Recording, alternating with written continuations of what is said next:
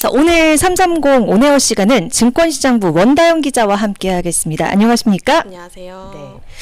자, 이제는 방어주에서 주도주로 완전 거듭난 그런 K푸드 관련주에 대해서 오늘 얘기를 나눠 주실 겁니다. 근데 지난달 말에요. 그 330 온에어에서 삼양식품 그리고 S&D 뭐 이런 얘기를 했었는데 그때 이거 황제주 갈 것이냐 이런 얘기를 했었는데 지금 어느덧 오늘 종가 뭐 오늘 좀 종가로는 내림세이기는 했습니다만 어느덧 지금 120만 원 선 이렇게 좀 달리고 있는 상황입니다. 자, 그래서 요거 관련해서 좀 말씀을 나눠 주실 거죠? 네. 예. 오늘 혜라 기자님도 점심 때 불닭볶음면 맞아요. 드셨다고 들었는데 요새 삼양식품 뭐 저희도 너무 좀 자주 다루긴 해서 네. 다뤄도 될까 하긴 했지만 그래도 네. 관심이 있으실 것 같아서 네. 요새 주가 상승세가 정말 가파른데요. 네. 또 그래서 이제 삼양식품뿐만 아니라 전반적으로 좀 K푸드 관련한 주식들이 좀 관심을 받고 있는 것 같아요. 그래서 저는 개인적으로는 삼양식품이 좀 대표적으로 그때 살 걸 계속 이런 종목이긴 했거든요. 네. 지난해 초만 해도 이 삼양식품이 한 20만 원대였어요. 네, 주가 보면서 우리 한번 얘기해 볼까요? 예. 네, 말씀은 계속 나눠주셔도 네. 좋을 것 같아요. 그래서 이제 작년에도 이제 여름까지 쭉 상승하면서 70만 네. 원대까지 올랐다가 네. 그때도 사야 되나? 근데 이미 너무 오른 것 같다. 이렇게 해서 안 샀는데 네. 이제 조금 주춤하다가 연말까지 또 계속 올랐거든요. 네. 그래서 이제 100만 원을 이렇게 돌파할 거냐 그게 제일 관심사였는데 이제 5월 MSCI 한국지수 종목에도 편입되기도 했고 또 1분기 실적이 사상 최대 실적이 확인이 되면서 네. 이제 장중 기준으로는 지난 12일에 처음으로 100만 원 넘어섰고 이제 지난 금요일에 이제 종가 기준으로도 100만 원대를 기록했어요. 그래서 예. 이제 지난 금요일에는 118만 원까지 올랐었는데 워낙 뭐 급등했다 보니까 오늘은 조금 하락하긴 했지만 이제 완전히 황제주의 자리를 굳혔습니다. 지금 증권가에서는 더 높이고 있나 봐요. 어느 정도까지 최고가 나왔습니까? 지금 최고가가 170만 원까지 나왔거든요. 와, 네. 근데 이게 1분기에 이제 실적을 먼저 보면 이게 매출이 5,290억, 이게 전년 동기 비교해서 37% 증가한 수준이고 예. 영업이익은 1,340억인데 이건 67% 증가한 수준이거든요. 예. 근데 이게 중요한 게 여기서 해외 매출 비중이 80%를 이제 넘어섰어요. 이게 삼양식품 같은 경우에 이제 해외 매출 비중을 보면 2023년에 68%였고 작년에 77%, 올해 이제 80%까지 넘어선 건데 예. 이런 해외 매출이 더 늘 거다. 그래서 이제 호실적이 계속 될 거다. 이게 증권가가 목표가를 높이는 이런 근거거든요. 네. 이제 삼양식품이 7월부터 밀양 2공장을 이제 가동을 시작을 하는데 이게 가동이 되면 이제 지금 생산 능력이 한 18억 개에서 25억 개까지 40% 가까이 늘어날 걸로 예상이 되고 있거든요. 예. 근데 현재도 뭐 인기 많다고 하지만 아직도 계속해서 이제 뭐 미국, 중국, 유럽 이런 전 지역에서 공급 부족하다고 해요. 예. 그래서 이제 이런 생산이 더 늘어나면 한 번 더 레벨업 할 수 있다. 이런 게 증권가의 평가입니다. 이 삼양식품이 너무 잘하다 보니까 이 따뜻한 다른 K푸드주, 여타 K푸드주에도 좀 미치고 있는 것 같은데 어떻습니까? 네, 워낙 불닭볶음면이 좀 압도적이니까 이게 워낙 집중을 받는 게 있긴 한데 네. 그 외에 이제 다른 것들을 봐도 수출 실적이 사실 괜찮거든요. 그래서 가공식품, 이제 국내 가공식품 수출액을 보면 올 들어서 지난달까지 전년 대비해서 10% 증가를 했어요. 그래서 지역별로도 미국이 30% 가까이 가장 크게 늘긴 했지만 유럽, 중국, 아세안 이런 지역들 골고루 다 늘었거든요.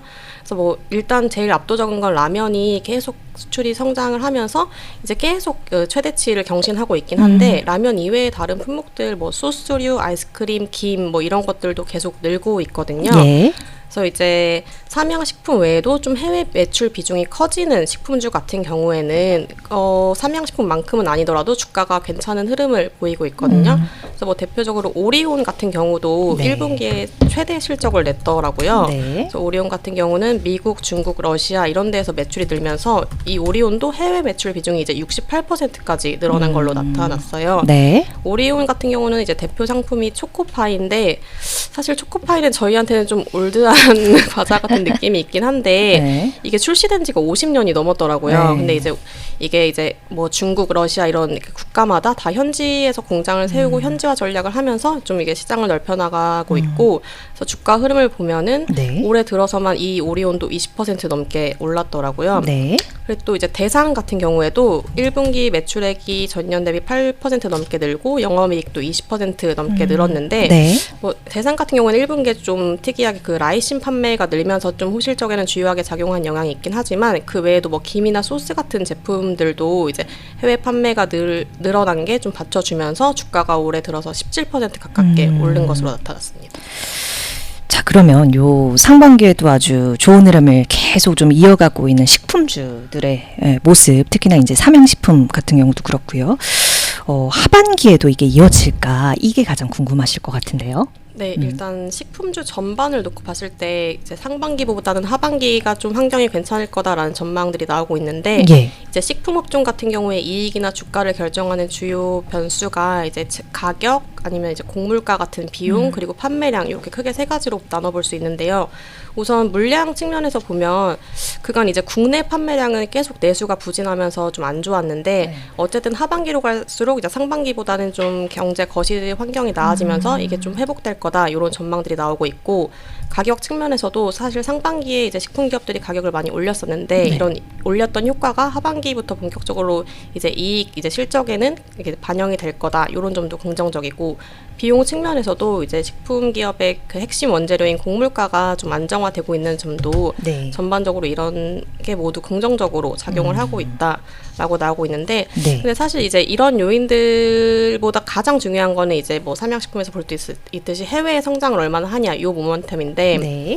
이제 뭐 내수 회복이나 가격 인상, 비용 안정화 같은 것들은 이제 기존의 주식시장에서 식품주에 기대했던 그냥 방어주 역할을 좀 잘할 수 있는 정도의 요인이 된다면 이제 수출을 어느 정도 잘 계속 되냐 요 점이 이제 식품주가 방어주를 뛰어넘어서 주도주의 역할을 할 수 있게 되느냐 마느냐 요거를 가르는 부분이라서 요게 중요할 텐데, 사실 뭐 아까 가공식품 수출액 추입 말씀드린 것처럼 네. 계속 K푸드 수출이 성장하고 있고 이게 진출 국가를 늘려나가는 것뿐만 아니라 이제 뭐 미국에서 수출을 한다고 하면 그 안에서도 좀 이제 주요 유통 채널 뭐 월마트나 이런 데로 점점 확산을 해나가면서 이제 점점 해외 성장 모멘텀은 강화될 거다 이런 점이 좀 긍정적으로 평가되고 있습니다. 아, 그렇군요. 그 관세 관련해서 좀 같이 얘기해 볼 수 있는 부분 없을까요? 그 관련해서 네. 좀 우려 요인으로도 작용이 되기도 하잖아요. 이제 뭐 불닭볶음면 같은 경우도 사실 네. 미국에서 굉장히 인기 많고, 사실 그래서 이제 K푸드 관련주도 뭐 트럼프 관세에서 완전히 비껴나 있는 건 아닌데 그 식품이란 특성이 이제 필수 소비재이다 보니까 다른 것들에 비해서 상대적으로 좀 민감도가 낮기도 하고, 또 워낙에 K푸드가 좀 가성비로 승부해 온 만큼 이 관세가 뭐 이 영향이 실적 흐름을 이제 뒤바꿀 만큼 그 영향이 크진 않을 거다. 좀 그런 분석들이 나오고 있어요. 그래서 결국 이제 증권가에서는 식품주 중에서도 이런 해외 모멘텀이 있는 종목들, 뭐 삼양식품이나 오리온 같이 이렇게 해외 매출 비중이 점점 커지고 있는 종목들을 추천하고 있고, 근데 내가 이런 수출 지표나 실적 지표를 다 좀 살펴보기는 어렵다, 종목을 고르기 어렵다 하면은 이제 K푸드 테마 관련한 이제 ETF도 국내 시장에 상장이 돼 있거든요. NH 아문디 운용에서 이제 출시한 하나로 K푸드라는 상품인데, 이 상품이 알아서 이제 K푸드 관련해서 관련도가 높은 기업을 선별해서 투자를 해주니까 좀 난 그냥 좀 쉽게 투자하고 싶다라고 하시면 이런 거를 활용해 보시는 것도 방법일 것 같습니다. 네. 자, 오늘 이 시간이 한 6개월 뒤에 어떻게 기억이 될지 너무 궁금해요. 왜냐면 작년에도 우리가 제가 오늘 그리고 고점이 아니에요. 그러니까 불과 한 달 전만 해도 그래도 지금 샀으면 뭐 이런 생각을 지금 저희가 하고 있는 시점이잖아요. 그래서 이번 영상이 6개월 뒤에 다시 보여졌을 때, 혹은 한 달 뒤에 다시 봤을 때 어떠한 평가를 받을 수 있을지도 궁금해지는 시점입니다. 자, 오늘 K푸드 관련주 전반해서 오늘 원다연 기자와 함께 얘기 나눠봤습니다. 고맙습니다. 고맙습니다.